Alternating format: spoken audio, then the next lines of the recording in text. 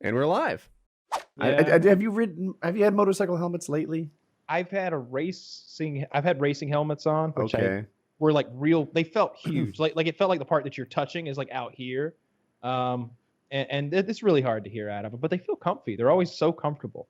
Yeah, I think mine might be a little small. Maybe it'll help when I get smaller. But yeah, now motorcycle helmets they compete on how much sound they kill. They usually have like chin curtains that come in more and stuff like that. Decibel ratings, I'm sure. That's cool. Yeah. So, yeah. Anyway, I know like aeronautical. I think that's the right word. Headsets are always really cool. I have a set somewhere. Do you? Yeah, whenever I was gonna went to like fly once and thought I might get my pilot's license, I got a set and a bunch of other things that I was potentially going to need. But they completely block out all the sound. They're super duper noise canceling, but they're not using any electronics to do it. They're using like old school. They're just some of huge. Them do.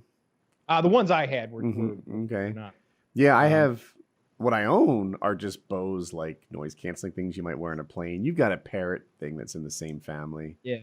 You know what but Bose really also makes aeronautical ones, and they're like $1,200. And I briefly was like, should I try to like modify this and mount it to a helmet, and then I'd have like the radio and all that stuff tied in? But I just decided it was too much money. I was in an armor personnel carrier, and it had the World War II era version of like aeronautical headphones and microphones. Amazing the clarity and the noise canceling on those things, because it's impossibly loud inside that thing. It's like being under the hood of a big diesel engine all the time.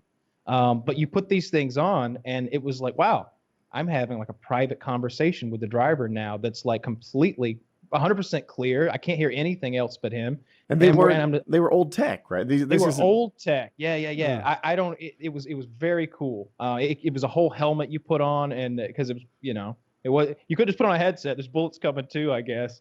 And it worked really, really well. And I just remember like not knowing how serious he was, because we were going to McDonald's in an armored personnel carrier, and I was like, I just kind of fired a shot across his bow, metaphorically speaking. I was like, "We're stowed away back here, sir. Ready to rock and roll." And he went, 10-4, good buddy. Let's head on out. And I was like, all right, he's on board, because he was like the guy who owned the thing. And at first he was a little iffy about going to McDonald's, but he like assumed the role right away and like wouldn't let any of his subordinates drive the thing. He's like, oh, no. Putting the helmet on and his camo jacket. He's like flipping the collar out and getting down into the damn thing. Have you seen the movie Fury? Oh, I thought there was... Fury's excellent. We'll talk about that in 1 second. I was just going to say that same guy, he had an issue with DUIs, and he was like, look, I've been drinking. I can't drive on the roads anymore. So I'm going to drive my armor personnel carrier home straight through a forest, because he owned it all anyway. So to avoid the highways and get home, he drove his armor personnel carrier through a fucking forest, just ripping shit down. Drunk and that's true, because there's no other traffic, and if any deer run into him, he's in an armored personnel carrier. There you go. You've had some really neat experiences from the channel. Like, there's been some cool stuff that went down.